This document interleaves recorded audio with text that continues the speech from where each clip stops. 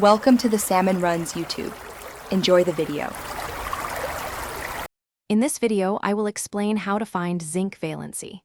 Zinc is a fascinating element, and understanding its valency is quite straightforward. We'll explore its electron configuration to determine how it interacts with other atoms. This process reveals why zinc consistently forms ions with a specific charge, making it predictable in chemical reactions. Let's dive into the details of its atomic structure. To find zinc's valency, we first look at its electron configuration.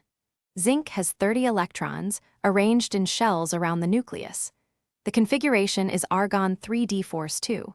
The key here is the outermost shell, the 4s orbital, which contains 2 electrons. These 2 electrons are the ones involved in chemical bonding, determining zinc's reactivity and its common ionic charge. Because zinc has 2 electrons in its outermost 4s orbital, it tends to lose these 2 electrons to achieve a stable electron configuration. When an atom loses electrons, it forms a positive ion. In zinc's case, losing 2 electrons results in a Zn2 ion.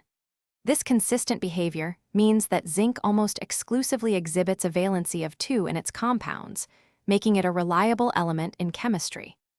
In summary, zinc's valency is determined by its electron configuration, specifically the 2 electrons in its outermost 4s orbital.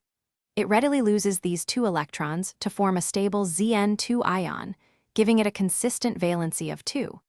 This makes zinc a predictable element in chemical reactions, always aiming for that stable state.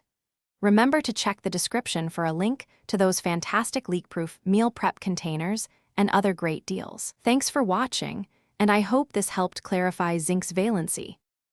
Thanks for watching. Consider subscribing if we helped you.